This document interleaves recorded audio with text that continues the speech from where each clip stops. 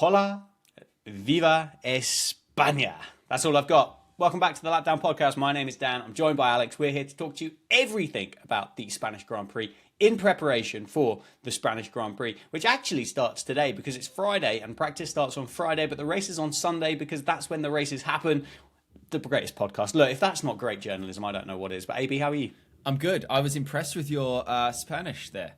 I assume you spent all day this morning planning that out and Googling. All day this morning, yeah. I spent a couple of hours on, what's that language app called? Duolingo. Like Everyone's off Duolingo now because Duolingo did some shady stuff with some AI and they sacked everyone. Did it? Yeah, they sacked all their translators in favour of just doing it all with AI, and everyone kind of went, "Oh, that's not cool. That's not cool." You'll never get AI on this podcast, team. Don't you worry about that. We've got a little bit to talk about. This is the thing with the triple headers, is no one really does any big moves in the middle of a triple header, rightly so. So we've got a little bit of skiddy stuff, a little bit of wingy stuff, a little bit of maxi stuff, a little bit of baby stuff, some contracty stuff, and so we're bringing in our own technical directive for the random wheel. So it's a big weekend for technical directives, actually. So we might as well dive in because it's our second last, as we discovered today, our second last running at Catalunya. Because maybe, and then yes, and then one website says yes, and one website says no, but it's not the Spanish Grand Prix next year, but it's a Grand Prix that's in Spain that used to be the Spanish Grand Prix. So work that one out. Yeah, look, we're in Barcelona.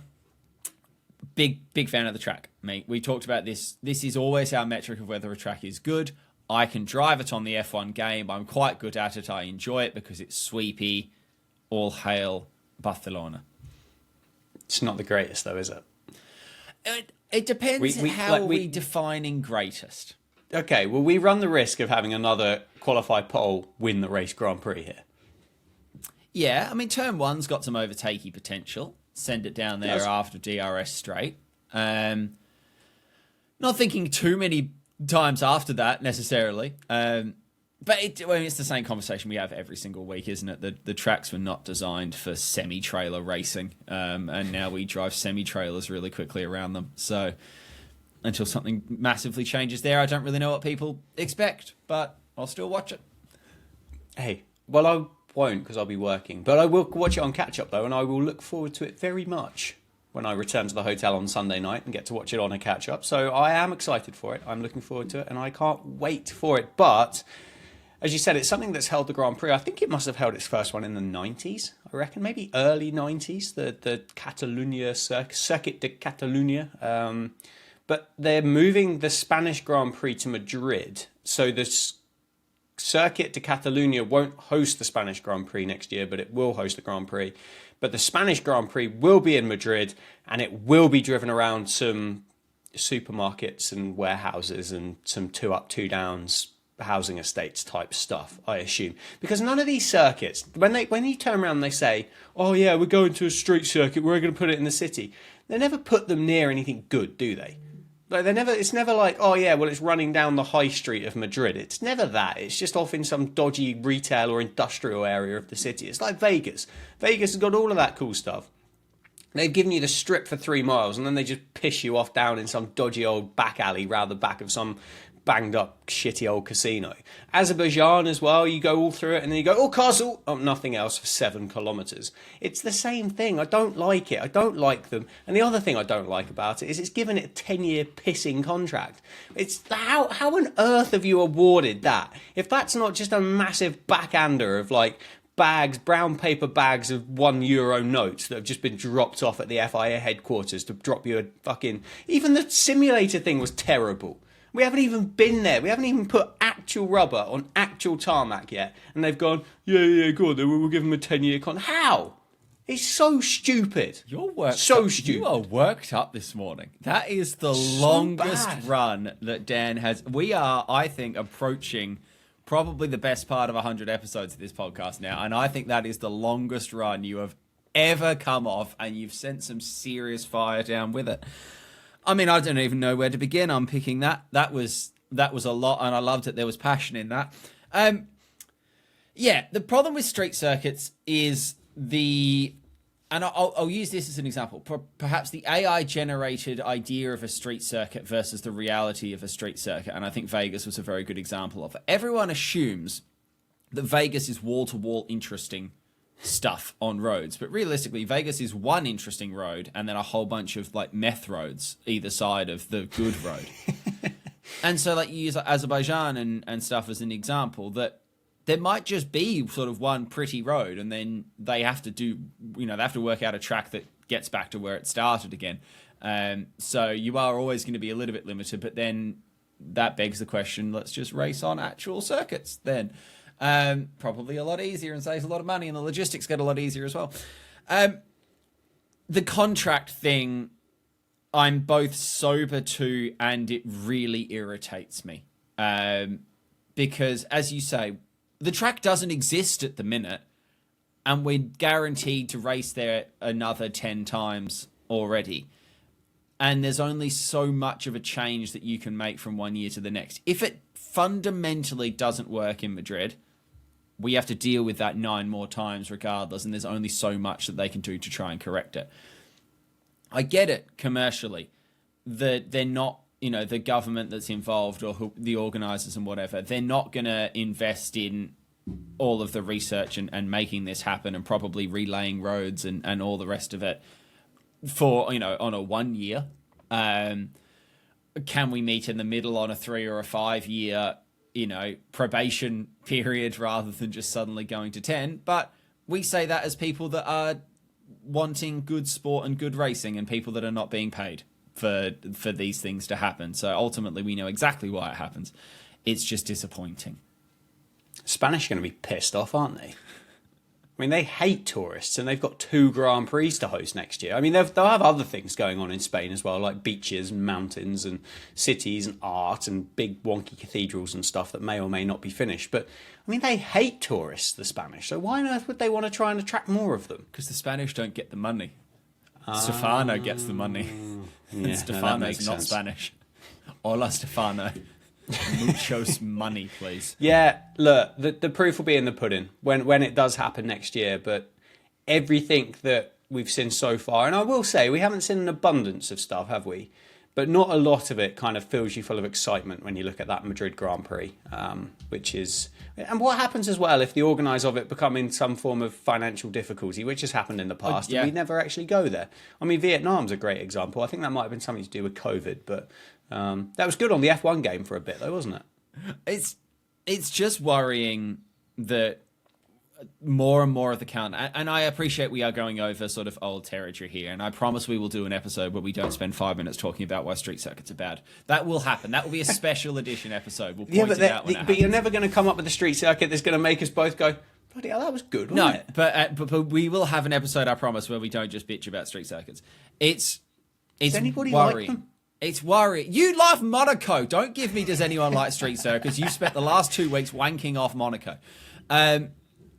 It's just worrying seeing less and less actual racetracks with curbs and gravel and, space disappearing. But this is, unfortunately, the way things go. On the plus side for Madrid, probably less likely to catch fire than some of the other circuits, which is something that we are testing a new solution to this weekend, because we've got new skid blocks this weekend. Big news. That's the big change in the technical directive everyone's worried about this weekend. New skid block material. Titanium out. Keep it on your iPhones. That's not for F1 cars. Steel. Good old American-made steel under the cars. Is this a Donald Trump thing? It could well be a Donald Trump thing. It could be a Is this something that's just kind of done there to kind of revitalise the American steel industry? Does that mean we're not going to get those really cool shots of all the sparks flying out the back of them now? Because they're not made from titanium. She'll still spark. It just won't spark as hot. Is that confirmed? Yeah, because the only reason the metal's on there is to make them spark. They don't need metal on the skid block whatsoever. Well, no, but does it? But can you guarantee to me right now that we will get the same spectacular sparking that what we got with titanium? I haven't got a clue, Dan. I don't understand. See, how this is where I'm disappointed because I don't know. I would imagine it will, Because logically, to me, says if you're traveling at 300 kilometers per hour and you're dragging metal over the face of asphalt, that it will do something. But what happens if it doesn't? I think What it happens? will. Yes, all right, the grass verges won't catch fire and all that other boring stuff, but I don't know, it's don't quite good think though, isn't it? I don't think they would have them on there if it wasn't going to spark, because the only reason that metal strip exists is to make them go all sparkly. So no, there's got to be some bloody logical reason as to why they're there. no. My understanding, admittedly a minimal one, the presence of the titanium and now steel on the skid block is just because spark's pretty. So disappointing. Because otherwise the skid block would just be resin, or it used to be wood, didn't it? Might still be wood in some series. They just went, wouldn't it? Well, the plank is still wood. Yeah. So then they added metal around it to make it go when they break, which is pretty. And is it? I don't know how to phrase this the best way. Is putting titanium and now steel under F1 cars to make them look like a child's birthday cake when they slow down the most childishly, whimsically wonderful thing that F1 does? Because it's the peak of motorsport and we wanted to make it prettier like a sparkler. I'm just Googling this because I can't believe that the incredible science that goes into these Formula One cars. They've just like blue tacked on some dodgy little regulation at the end to say, well, don't forget to put your little sparkly bits on the bottom of your car. I can't see how that is genuinely the only reason as to why they're there. It can't be. It genuinely can't. Why else can't. would they be there? Because they've got other materials. Titanium is not a cheap or logical material to put under a car. And I dare say the sparks cause other problems, and sparks are friction and heat and whatnot. The teams wouldn't do it by choice. They would go and get some sort of... use a different material. F1 say that the purpose of the skid block is to ensure that all cars are following the ride height restrictions. Yeah, that's the skid block as a whole, which is the resin and the plank and all the rest of it. And then they put titanium on it to make them go... Blah, blah, blah, blah. No, it can't be, though. We're not going to sit here for 20 minutes while you read every website on the internet and Google. We're doing a podcast. You could do your research in your own time. Oh, that's so disappointing. But I am pretty certain that the titanium is only there for the sparks. Because otherwise, because they're switched to steel, because the sparks are a problem. So if they didn't want the sparks, they'd go, oh, sweet, we'll just take the titanium off then at the circuits where it's going to cause a fire. Dan's just reading now. Dan's forgotten. Yeah, I am. I'm just unbelievably disappointed. Apparently, excessive downforce can lead to cars being more prone to loss of control, especially when navigating bumpy sections of track. The skid blocks help to mitigate. AI, you are fucking useless. I mean, that is true. No, it can't be. I mean, if you have more downforce. Yeah, because on the bumpy tracks, because you have downforce, it sucks the car to the road, and then you go over a bump and the car releases and you lose downforce because you lose the suction underneath. I'm not interested in the fact that basically it's a fucking birthday cake candle. That's just stupid. Right, we're pausing the podcast. Can we talk about... We're pausing the podcast now. No, we're pausing the podcast now because Dan's going to go and do an hour's worth of reading on skid blocks. No, I'm good. I've let it go on. It's a birthday cake candle, whatever. Move on. Yeah, it is. It's stupid. It is. Flexi wings. They're in, or they're gone, or they're different now. I don't think anything changes this weekend with flexi wings. Honestly, I think the teams have had long enough now to mitigate this, and I don't think I think everyone's expecting this to be some silver bullet that all of a sudden comes and shoots like McLaren in the face, and I feel like more likely Stake are going to get like 2 seconds slower, or it's going to be like. I don't think the top teams, and I understand that a lot of F1 is about finding those grey areas and pushing the limits of what the regulations do and explicitly don't say and whatever. But the McLaren is not quick at the minute because of one single thing. That's not what is causing them to win races by 30 seconds. And last year in Baku, you all told us that it was because they had a gap in the rear wing and now it's the front wing. It's like, well, pick your reason. Pick your reason, because it can't just constantly change. That's fair. I think the reporting of it's a bit naff as well. I mean, obviously, as you said, people are hoping that this is that silver bullet that's going to create this 2025 Formula One championship that we were all promised at the start of this year, which we haven't had. That has not materialised. And I don't actually think that's been spoken about enough in the hype that we gave, you and I loosely kind of contributing towards it as well, but mostly that mainstream media, about how close this 2025 season was going to be and how it was going to be the best one ever, and we were going to have 7 or 8 drivers competing for the championship and winning races, and it hasn't happened. And then the other thing as well is you kind of take this, and then this is a game changer, according to Crofty on Sky Sports. Oscar Piastri, as you'd expect, has come out and just said, well, I think it's just a bit overhyped, to be honest with you. And I wouldn't expect any other reaction from Oscar Piastri on any scenario in any form of his life. He seems to be one of the most level people I reckon you could ever possibly wish to come across. But the actual wording of the reporting for this is odd, because it goes on to say here, and it goes, in short, the FIA is introducing a further tightening. So where they say further tightening, does that mean that they've kind of not really been that bothered about the load testing that they've put on the front wings in the past, and now they've kind of decided to go, oh shit, well, we better do our job properly? Or have they just changed the numbers that are going to be required for? Because further tightening suggests to me, or that wording just goes, they haven't really been doing what they should have been doing with the regulations that they put in place in the first place. So now they're going to test them more to the same regulations, or has the regulation changed? No, I think I don't read that, and from my understanding of it, this is them putting more guardrails up, not, oh, we're gonna, we've come up with a new plastic rubber ring that tests this now because we weren't looking close enough before. I think this is one of those situations where there's no rule that says a dog can't play basketball type thing. So you get a dog play basketball, and then they go, actually, no, we probably should put that in there to say you can't do that. My understanding is it's one of those situations where the teams were starting to, as they all do, and it's wonderful, and it is one of the best things about F1, I think, that if it doesn't say it in black and white, then that's full colour to go and do it. I think it's one of those, and they've gotten wise to a couple of teams have probably complained because, and it's not the spirit of the regulation and all that stuff. Or we've not been able to figure it out ourselves. Could you ban it, please?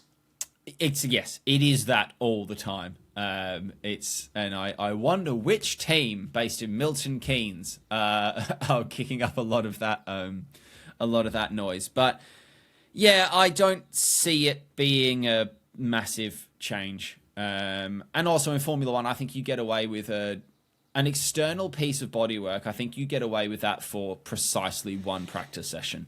And then there are infinite 4K, 120 FPS videos of exactly that. And if McLaren brings something that's visible on the outside of the car, you can guarantee, if it is a game-changing thing, that Ferrari and Mercedes and Red Bull will have it on that car 25 minutes later, because someone in the workshop will go, oh, yeah, sweet, I've knocked that up in the CAD. It's in the machine. Yeah, carbon fiber, I've got it on every next day courier over to you. So, hey, we might be wrong, and all of a sudden it might be Williams, 1 and 2 in every session because their wing was always legal and everyone else has had to bin theirs. But yeah, I think it might be a little bit of a damp squib, this one. Yep. Wouldn't argue with you. It does feel like Williams would be the type of team that just kind of toe the perfect line, though, wouldn't it? They don't do cheating. No, they pootle around midfield at the back because they uphold every single letter of the law. Yeah. Other bit of news was the fact that they think that there's an exit clause in Max Verstappen's contract based on championship position at the end of June, which would then tie him into the end of that 2028 contract, I think he is. They put something in, didn't they, to kind of turn around and say that if he didn't want to do it anymore, when 2026 run around, he would find a way out of it. But they obviously kind of felt that Red Bull were that bad that they kind of caveated only to the top 4, which obviously he's well inside. And I can't see a scenario really as to how he doesn't end up in the top 4 of that WDC by the end of June.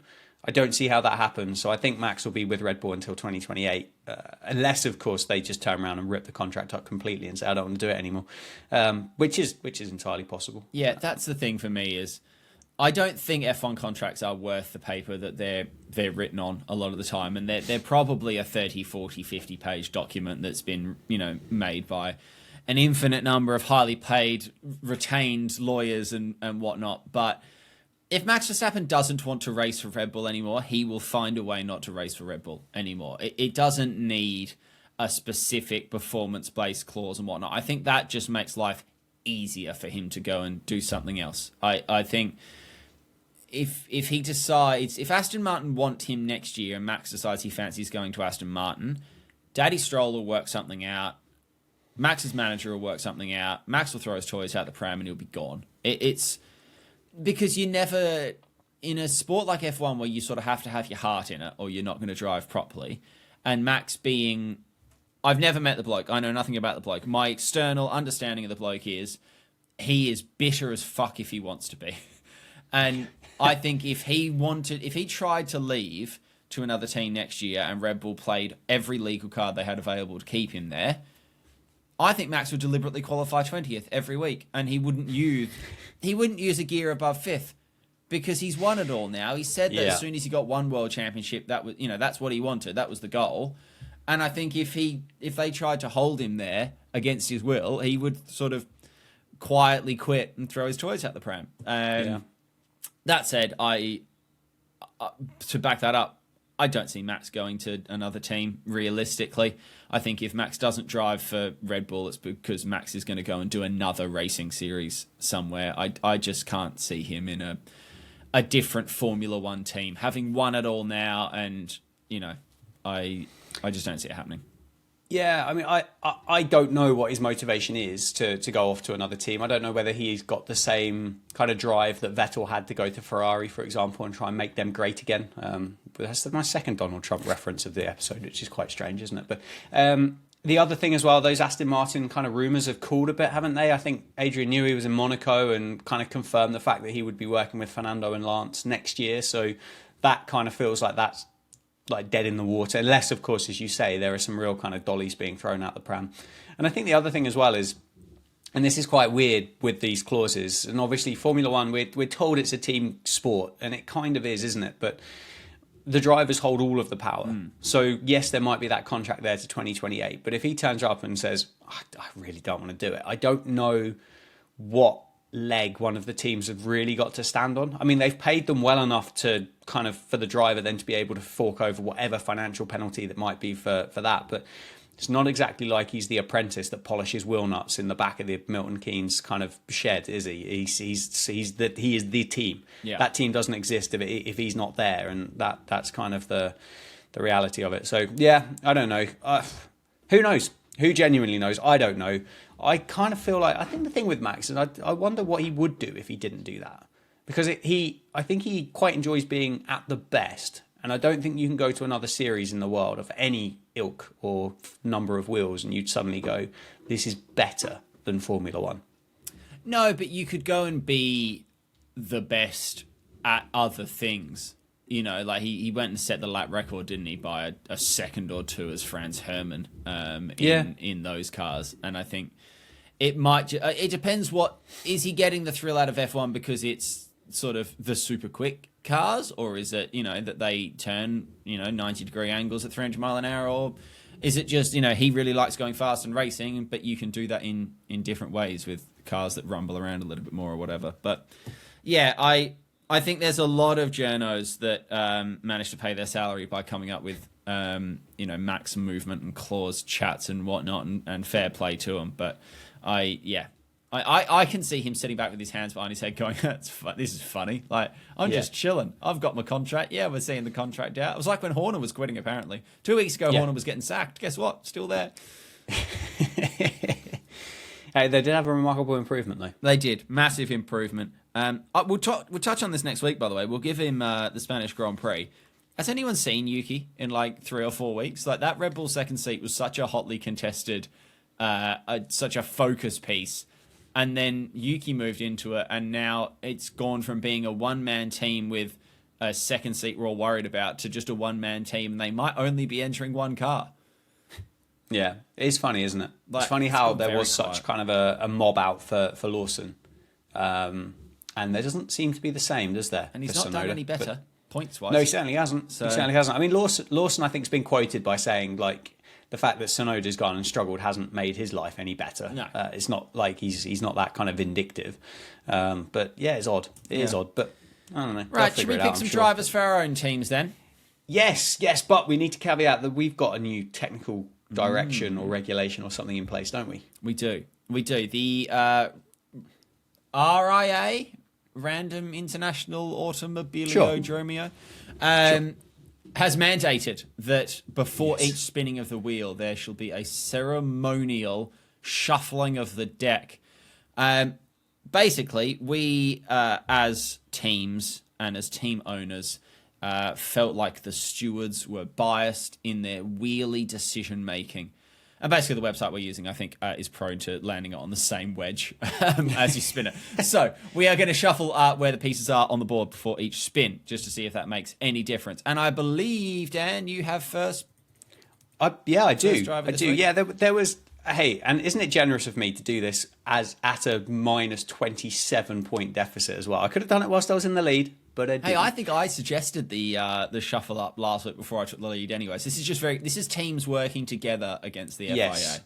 is what Yes, this is. collaboratively. But there were too many Norris and Verstappen partnerships popping up, weren't there? Right. And I mean, Verstappen's popped up a heap. So hopefully I'll get Max. Here you go. The first spinning of the random wheel. Dan Jads, for your random team, you've got... Oh, it's just ticked over Max Verstappen. It's just drifted past Max Verstappen for who I'm going to say currently is becoming Rookie of the Year 2025, Isaac Hadjar. I would say so. Kimi took the lead in that early, but I feel like Isaac's really shown himself well in far worse machinery. Yep.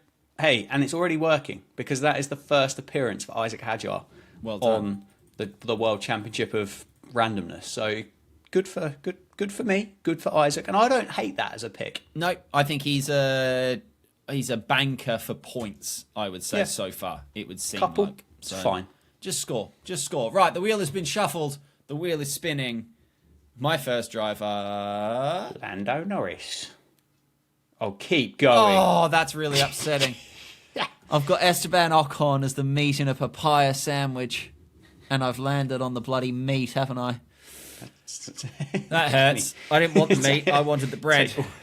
You can take all of that out of context if you want. I wanted the bread. He's landed on the meat. It hurt. It's Esteban. That is a real shame. I wanted the meat. I wanted the bread. I got all meat. Yeah. Undo the technical directive. Right. Spinning for Dan's second pick. That's not a good start from me because Esty Bestie is not going to be points. Well, I don't think Hulkenberg's going to give me many, is he? No, he's not. Hey, I often forget that State compete in Formula One. I don't know about you. Yeah. It's almost a surprise to me every week. Who's the green guy? Oh, they're in it. Borty Warty and Hulkman. They're in it. Yeah, it's bad, but it's feel a bit bad for Hulkenberg. I suppose they'll change to Audi next year, won't they? Which will give them a little bit of a glow up. But yeah, you say that, but Binotto's already come out and said we're behind on the engine and we're not going to be quickest. So brilliant, great stuff, lads. Right, Matteo. So you've got Isaac and Hulk. I have got Esteban Ocon and come on, big name. I've just said he's terrible. Don't give him to. It's Yuki. No, I'll caveat that. I didn't say he was terrible. I say he's gone absolutely nowhere. Yep. Hey, this is the randomness has certainly brought some random results up because they are two shaken up teams, and I don't think there'll be a big point swing this weekend. Do you know? I reckon this could be the first weekend that no points are scored at all. Yeah, I genuinely think that's a possibility. Because Ocon and Hulkenberg, we can pretty much write them off straight away. Yeah, I'd say Tsunoda. It's the battle for the P's, 8, 9s, 10s. Yeah, you might have like a 45% chance of points from Tsunoda, and I reckon Hadjar 50, maybe. Yeah, I don't reckon it's big. I don't reckon it's big point swings this weekend. I think I'm going to carry the lead into the gap we've got after this. Yeah. Right then, Dan. Good fun. Where can they find you if they'd like to go and see you do other things apart from Formula One? You get a lot of shout, by the way, of the cricket guy does Formula One now. So if they'd like to go and see you be in cricket guy mode, he has a name as well, doesn't he? Yeah.